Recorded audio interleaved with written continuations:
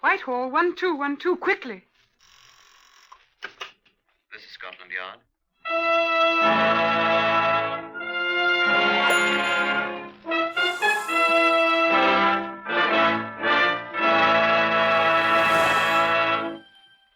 For the first time, Scotland Yard opens its secret files to bring you the authentic, true stories of some of its most baffling cases. These accurate records are drawn from the Scotland Yard file by special permission of Commissioner Sir Harold Scott. They're true in every respect, except for the names of the participants, which, for obvious reasons, have been changed. The research has been done by Mr. Percy Hoskins, chief crime reporter for the London Daily Express, and the stories for radio are written and directed by Mr. Wyllis Cooper. Here are the principal participants in case number 201 MR340. Sidney Patterson, builder. Mr. Patterson is absent, sir. Detective Inspector Edmund Whittaker of Scotland Yard. It was quite obvious why Mr. Patterson was absent. There are other participants in our case number 201 MR340, but not of the same importance as Mr. Patterson. We shall run across them as we go on. We shall run across a great many interesting things as we reenact case 201 MR340. And I should like to warn you, if you have the slightest trace of murder in your heart, that a murdered person's teeth are almost impossible to destroy, and that nothing is ever lost. It will certainly be found sometime, somewhere, by someone. Now, will you come with me? This is Scotland Yard's Black Museum. Yes? It's Inspector Whittaker, sir, with a friend. Oh, do come in, Whittaker. Thank you, sir. Come along. This is Chief Superintendent John Davidson, the curator of the Black Museum. Well, how do you do? I'm afraid this place is a little like a chamber of horrors, although our exhibits taken by themselves are not so startling. But they are souvenirs of the lawbreaker's art, particularly of the unlovely art of murder. Now, this human bone here brought one man to the hangman's expert hands. And these dried bloodstains on this cloth are from a once-loving husband's throat. And this revolver... Oh, but you wanted to see the exhibits in our case 201 MR340, didn't you, Whittaker? Yes, if you please, sir. Well, these are the only ones we had. There's a man's tooth and this badly charred top of an ordinary office stool. That's all we have here of case 201 MR340. The rest is elsewhere. Detective Sergeant Alexander McMurphy and I, we were the murder squad next on call, were sitting peacefully chatting in my office at Scotland Yard that evening of the 16th May, waiting for our relief, who were due in less than half an hour. Oh, you're early, Anson. No such luck, Mac. Oh, hello, Boots. What's up, Boots? Investigation, sir. Why couldn't they wait another half hour? Sorry, sir. It just came in. We don't live right. Camden Town, sir. There's a fire. What? They want someone from the yard. What are we, a bleeding auxiliary fire brigade, do they think? They seem to have come across someone sitting in the middle of it, sir. What? Sitting in it? Grilled to a turn. What? Here's the address, sir. Your car's waiting. We hastened at once, of course, to the Camden Town location, about 20 miles away. The fire was a small one. It had partially destroyed an old shed which had been used as an office by a local builder, Mr. Sidney Patterson. It was only a smouldering ruin when we arrived and identified ourselves to the magnificently moustached section leader in charge. We followed him into the soggy ruins of the shed. Right here, gentlemen. We wetted him down with the fire hoses as soon as we saw him, but it was much too late. Hot fire? Oh, ruddy inferno. He had paints and oils stored in here. Not my idea of a way to commit suicide. Suicide? Note on the table there. What was a table? Pinned to the top with a drawing pin. See? Yes. Hold up your torch here a sec, will you, section leader? Yeah.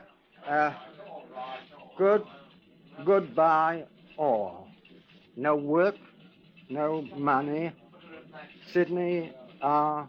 Patterson. That was the poor sod's name. See the sign? I'll telephone the laboratory to pick up the remains, shall I, sir? Best use the two-way wireless on the car, I think. All right, sir. What's he leaning against? Looks like a stool or something. That's what it is, sir. A office stool. See these buckets all round him? He must have surrounded himself with buckets of paint and whatnot. and flipped a match into one of them. You ever hear of a chap committing suicide by setting himself on fire before? No, I wouldn't want to. He'd hurt awful. Well, horrible. don't touch him. Well, I was only trying to pull him away from the stool here. Part of him ain't burned, see? Where he's stuck to it. Don't. The laboratory chap will see to it. Blimey. Hmm? Setting himself on fire didn't hurt him. What do you mean? He shot himself first. Did you see the bullet hole in his back where it ain't burned? When it was against the stool? In his back? Well, was the man a contortionist? No, sir. He was a builder, sir.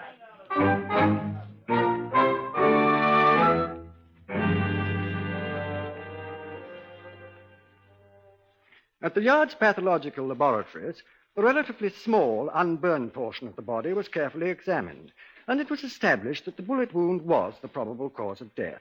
The bullet, which was recovered, proved to be a .38 caliber revolver bullet, which had been fired into the body from the back, entering just below the left shoulder blade and ranging downward, presumably through the heart. Experiments by all of us demonstrated to our satisfaction that such a wound could not possibly be self-inflicted. The improbable suicide was definitely murder.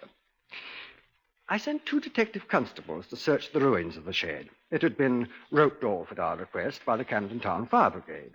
You'll be looking primarily for a revolver, I told them, but fetch back anything you find that appears useful to us. Whilst they were shifting the ashes, Sergeant McMurphy sifted the affairs of Mr. Sidney Patterson. He reported to me what he had found. From the little I've been able to gather, Patterson wasn't much of a success as a builder, sir. He seems to have been a genius for getting into difficulty. What sort of difficulty? Money. How strikingly unusual. Huh?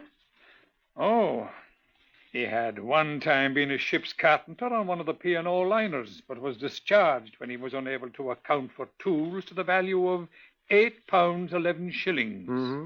It was strongly suspected that he sold them, but the charges couldn't be proved. He served in the Royal Marine Light Infantry as a Lance Corporal. His record is, shall I say, dubious. How dubious? He was accused of a number of times by his shipmates of cheating, specifically at the game of Crown and Anchor. He was extremely unpopular in the Royal Marines, it seems, and was finally discharged. Mm-hmm. I shall have a more detailed report from his former commanding officer tomorrow. Hadn't he any friends at all? I've been able to discover only one with whom he could be said to be reasonably friendly, a man named Duncan Frazier, a rent collector in the city with whom he frequently played billiards. I hope he didn't make the mistake of trying to cheat a Scotsman. I'm not so sure, sir. Eh? Duncan Frazier has been missing since the night of the fire.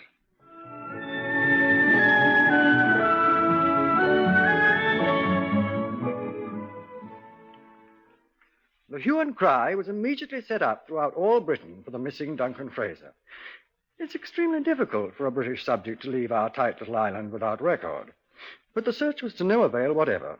It apparently dropped off the earth. The constables, applied to the ash sifting at the scene of the fire, found only one thing of note: the twisted remains of an ornate red and black fountain pen, which was identified by his wife as Sidney Patterson's property.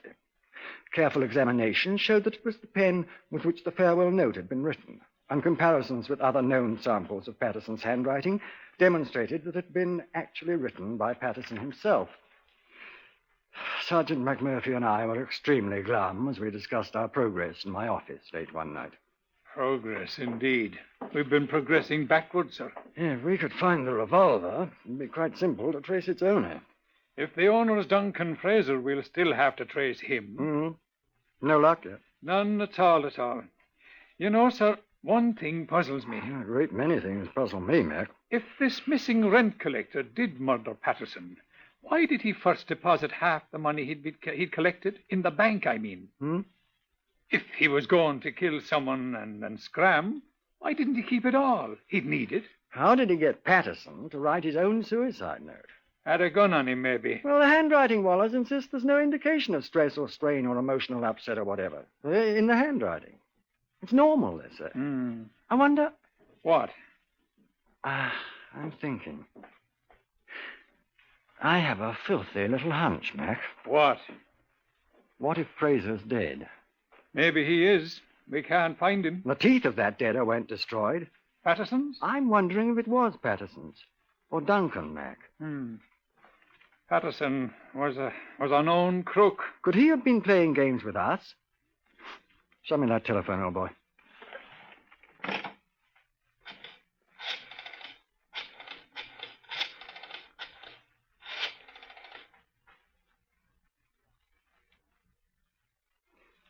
Good evening, Mrs. Patterson. Detective Inspector Whitaker, Scotland Yard here. I wonder, Mrs. Patterson, if you could tell us the name of your late husband's dentist. Thank you very much indeed. No, Mrs. Patterson, I'm afraid we've nothing to report yet. Get this tooth merchant in here first thing in the morning, will you, Mac? We'll meet him in the laboratory and let him look at our client's fangs.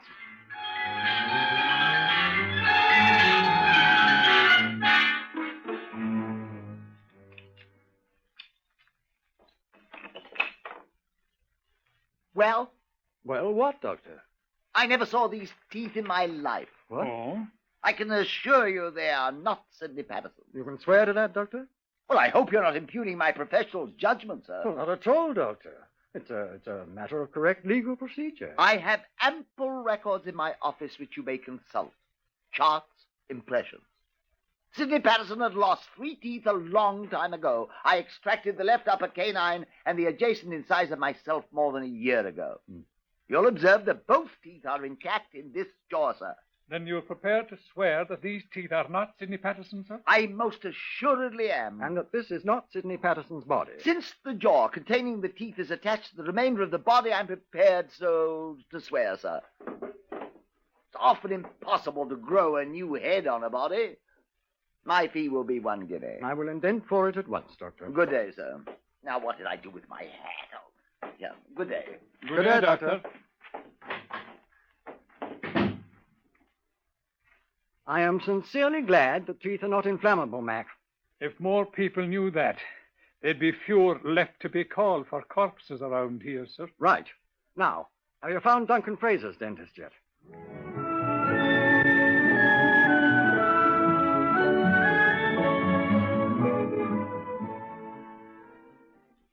I at once caused a thorough investigation to be made throughout London and the vicinity of Perth in Scotland, where Frazier came from, to discover a dentist who had been employed professionally by him. The search was most thorough, although the combined efforts of Scotland Yard and the provincial police were not sufficient to find the person. In the meantime, we were able to lay our hands on some 13 or 15 persons who had known either Patterson or Frazier. Each individually viewed the grisly remains in the Scotland Yard mortuary, and the results? Ivor Young, Esquire, former employer of Duncan Frazier. Oh, it's hard to say, but I believe this to be the body of Frazier. Michael Fish, a former neighbor of Frazier. No, that ain't him. I knowed him well. Edgar Stone, brother-in-law of Patterson. I'm quite sure this is Sidney Patterson's body. And besides, that's the fountain pen I gave him. Artificer Sergeant Rodney Smith, Royal Marine Light Infantry, a former service acquaintance of Patterson's. No, that ain't him at all. Oh, and I wish it was. Bleeding stinker he was. No, but this ain't him. Police Constable Mark Emerson, a former billiards companion of Frazier. It's Duncan, all right. He looks awful, but then he always did. Hamish Frazier, uncle of Duncan. Oh, no. No, that isn't my nephew, Duncan. Samuel Furness, laborer, sometime employee of Sidney Patterson. I know it's him. Well, didn't I work for him? Confusion. Confusion confounded. 6 said it was Furness, 7 insisted it was Frazier. Patterson's widow herself was not sure, and she and her brother, Edgar Stone, Patterson's brother-in-law, had high words. McMurphy and I nipped round to the Goat and Compasses to refresh and sustain ourselves. I was finishing my gin and bitters, and Mac was deep into his second pint of mild and bitter, when the proprietor, one Dick Gillespie, came out of the saloon bar and accosted us. Oh, I say, Inspector Whitaker, I didn't know you were in here. Yeah, hello, Dick. There was a telephone call for you. Oh, who was it? Sergeant Kenneth at the yard. What do you want? Well, he said they found the dentist. What's the matter, Inspector? Your teeth hurt you?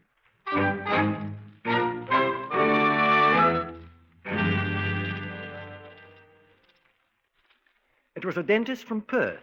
The Scottish police had found him.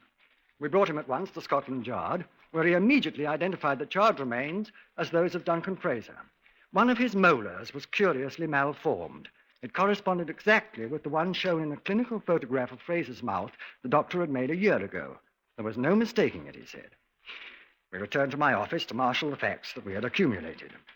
The labourer, Samuel Furnace, who had been so certain of his identification of the body as that of Patterson, was waiting. Mac and I listened. I knew that was Mr. Patterson what burned up to a skeleton, sir. Why are you so sure, Furnace? Because I was the last man to see him alive, sir. When? Well, in the afternoon of the day he was burned up, sir. Go on. Well, it was like this here, you see, sir. Go on. Well, I come into his office, sir. You know, the shed, what was all burned up. I was after the 7 and 6 he'd owed me for 2 months. Oh, he was always putting me off, sir, but... Why? Well, he always seemed to be stony, sir. Never seemed to have a shilling. Ah, he was always putting me off. Go on. Did you get your money? Oh, that I did, sir. Before you could say knife, he had out his purse and he pulled out a great wad of notes. Then he counted me out me 7 and 6. And then he handed me half a crown. And he says, here, buy yourself half a pint, Sammy. Cool, I was fair took aback at old Sydney giving anybody anything for nothing. He seemed to have plenty of money, did he? Well, his wallet was fair stuffed. You know, it's the first time I ever known him to have more than threepence in me life. Oh? Well, I was so took back, I tried to get up and I fell right on me apple and plum. Yes. I kicked my foot against a couple of bags of cement he had under his desk and I fell right down. Did you see the bags of cement? Well, they was under the desk, sir. Did you see them? Well, well, no, sir, I didn't, but I know I kicked me... Furnace. Oh.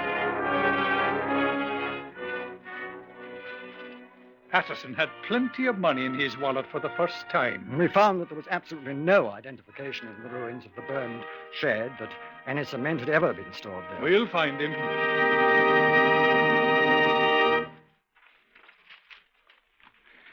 I said that nothing is ever lost. No thing, no person.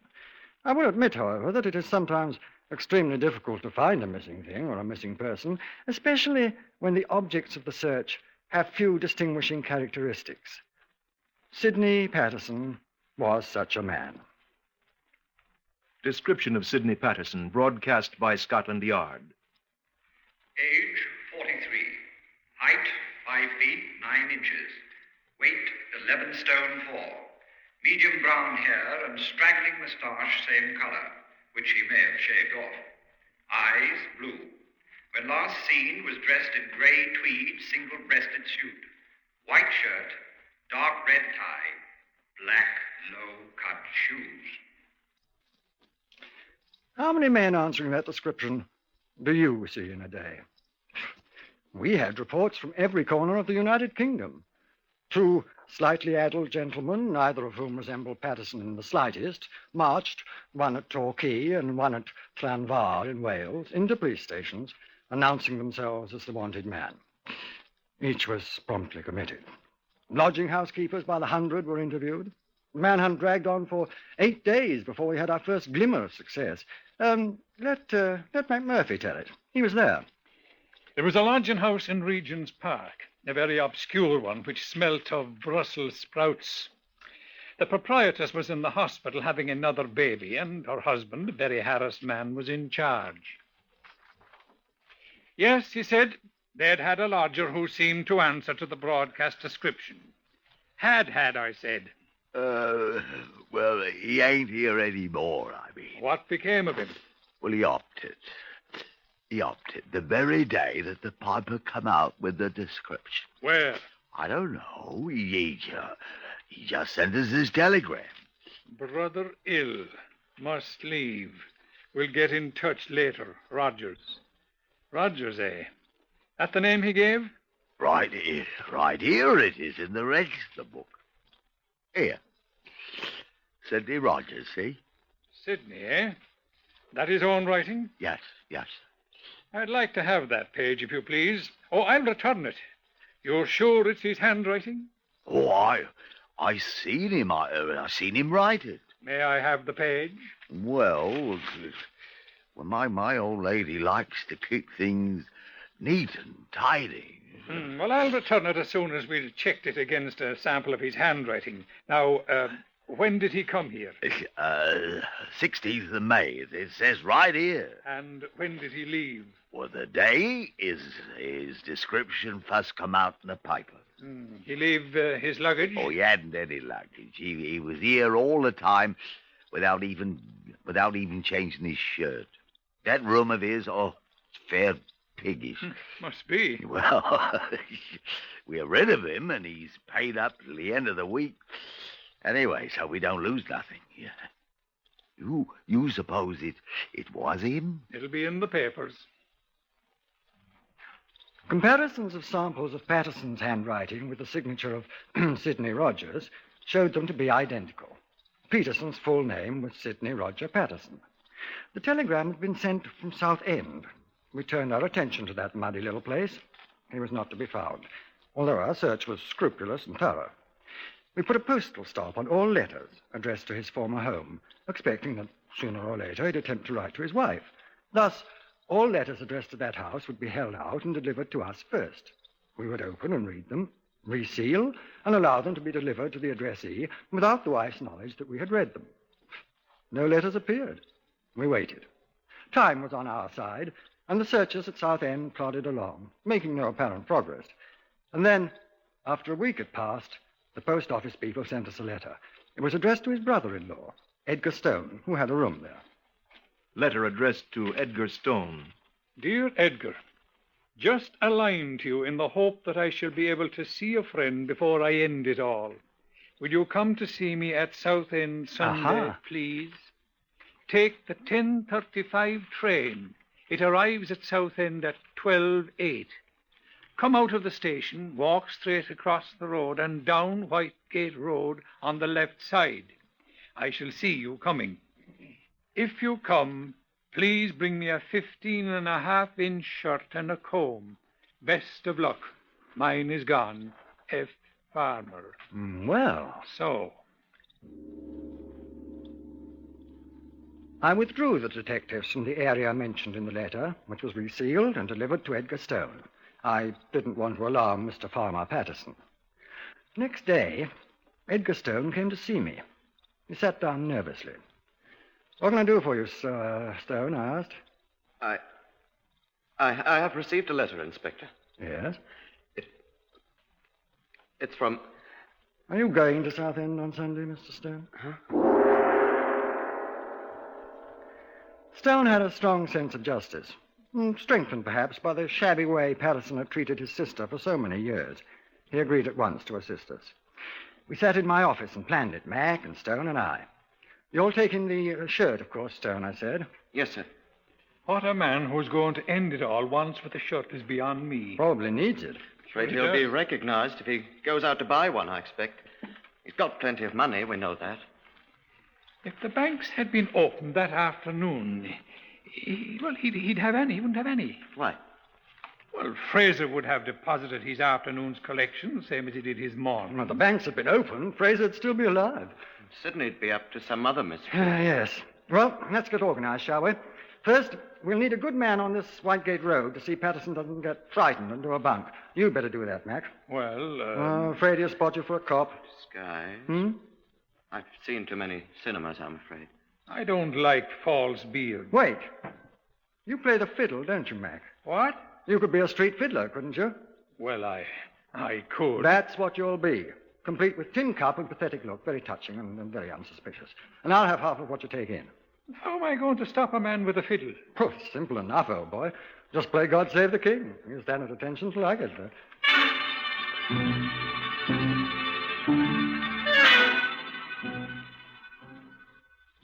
We planned it as carefully as we could. This was to be the definitive last act. Stone and I took the same train to Southend, but when he got off with me, I stayed inside the station. Far down the street, I could see Sergeant McMurphy in an ancient green suit of clothes, sawing industriously away on his fiddle. There were a few pedestrians on the street. Church services were just over. There's Whitehead Road, I said to Stone. Come back at once. The up train's due in a few minutes. Good luck.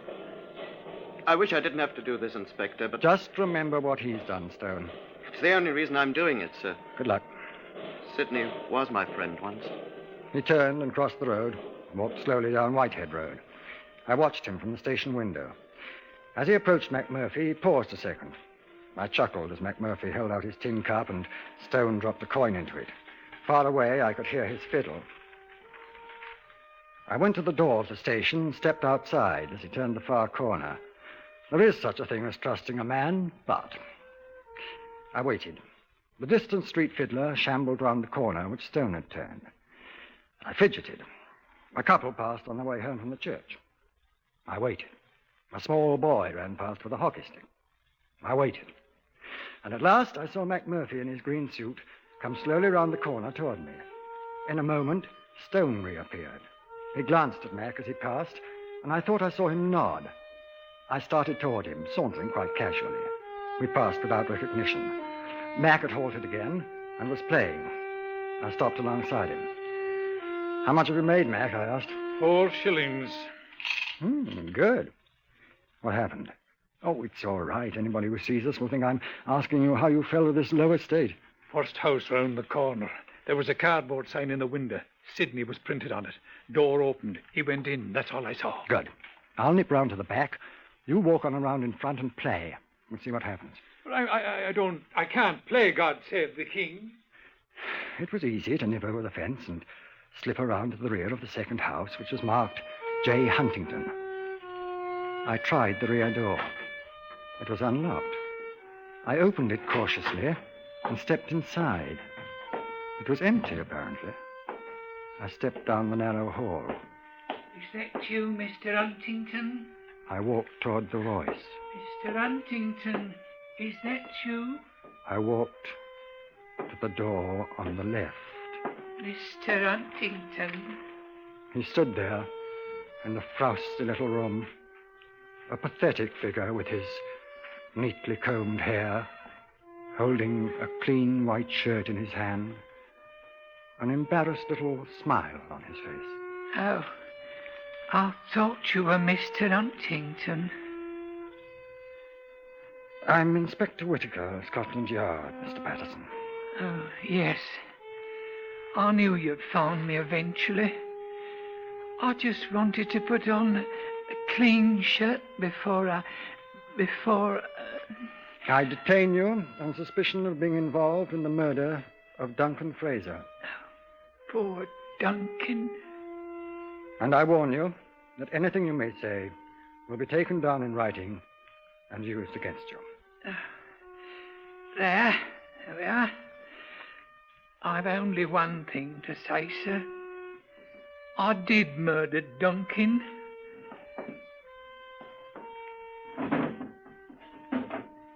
This is the revolver I shot him with. Give it here. The one you couldn't find, sir. Give it here. It wasn't lost, sir. Give it here. Oh, no, sir. Patterson!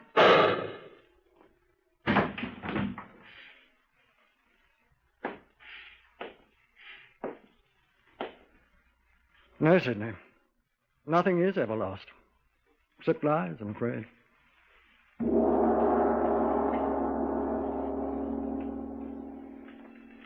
You have just heard the story of case number 201 MR340 from the official files of Scotland Yard.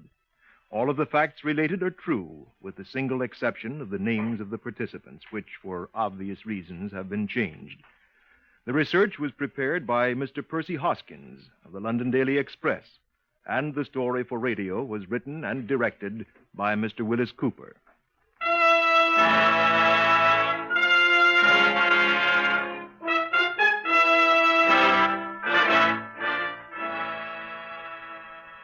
Next, listen for Tales of the Texas Rangers on NBC.